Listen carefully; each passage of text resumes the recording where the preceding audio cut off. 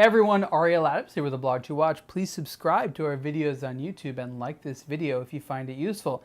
This is a review of the Tudor Heritage Black Bay, the new version that uses the in-house movement. So I guess this could be called the Tudor Heritage Black Bay Mark II, if you will.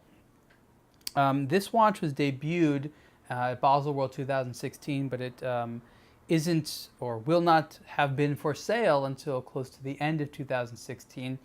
And there's a number of very minor changes, but very important changes that Tudor made in this watch, namely the inclusion of an in-house movement. So let's back up a little bit and sort of describe the fact that the Heritage Black Bay, which comes in several different colors, including this black bezel with black dial with burgundy bezel. It comes in with blue. There's just some cool versions of it, which are all pretty popular. It's probably one of the most popularly sold, watches from the Tudor brand, which is part of the same group as Rolex. So there's a lot of shared manufacturing talent and skill. For the money, there's an awful lot of watch here, and it's hard to beat. The case is it's 41 millimeters wide, but it's a big 41, especially because of the thickness of the case, which I believe is a little bit thicker with the new movement. I could be wrong, but I believe it's just a tad bit thicker. And so what Tudor sort of was the kind of slightly more youthful, affordable brand next to Rolex, but that did not have in-house made movements, whereas Rolex did have in-house made movements.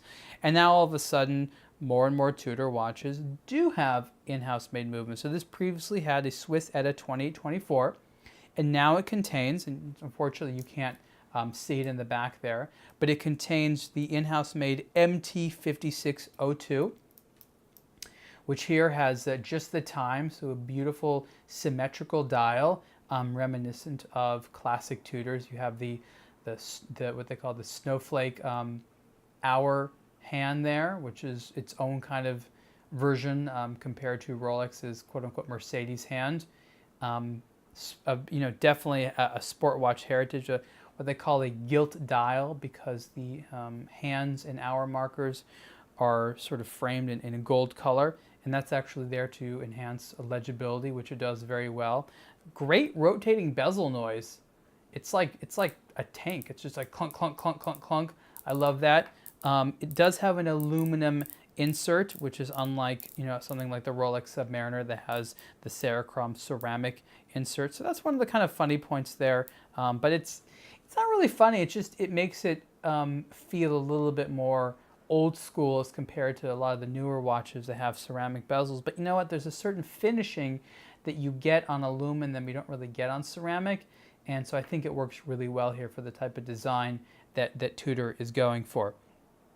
Other changes to this new movement, or this new version with a new movement, are the dial. But before I get there, I want to say that the movement has 70 hours of power reserve, operates at 4 Hertz, of course is cost chronometer certified, and has some silicone parts in there. So in all respects, regarding performance, it's pretty safe to say that the 5602 is superior to the 2824, even though the 2024 is not a bad movement. The dial is cleaner in the sense that certain things have been removed, like the little Tudor Rose logo. The text is no longer sort of like upside down arched like a smile. It's more straight text right now, which I think lends itself to a slightly more mature look in my opinion, but you do have that Tudor rose logo in the crown itself, which is where that element still exists. If you look on the bracelet, this is kind of a fun touch. What Tudor did is go back a little bit to its history and sort of replicate the look of the riveted bracelet. They would have these riveted pieces on the end that don't really serve much of a functional purpose anymore, but it's there kind of for style, to sort of add to the quote-unquote heritage element of the watch. This one is not sized for my wrist. It's a little bit big, but you can see there this handsome, nicely sized. Again, it's big for 41. For a 41 millimeter wide watch, this wears pretty big. Honestly, if you put it on and someone said 41, you'd be like, really? It looks like a 43. but it is 41 and it is a good size. Very comfortable. The bracelet really looks killer. And again, just a little subtle change where you see that element on the side and the couple of extra little pieces there of that riveting go a long way. Case finishing is very, very good. And one of the things that is interesting, if you look at some of the contrast finishing, you can see how you have brushing on sort of top surfaces, but a lot of side surfaces, like the entire side of the case is polished just like the side of the bracelet. So, you know, this is just a good thing made even better. A lot of people have a lot of nice things to say about the Tudor Heritage Black Bay. I will not disagree. I think it's a good collection. It's a great sort of daily wear, especially if what you want is sort of a traditionally themed sports watch that can pass as a dress watch on the right occasion. There's just a lot of wearability there, and especially if you take it off the metal bracelet and you put it on a black strap, there's just a lot more ways that you can wear it. So again, this is the Tudor Heritage Black Bay with the new version with in-house made movement. Price on a strap, if you don't want it on the bracelet, is $3,550. On the bracelet, it's $3,675. Very reasonably priced for what you get. This is a lot of watch and something that I know a lot of people are going to be excited about. And you can see the full review on aBlogtoWatch. Thanks.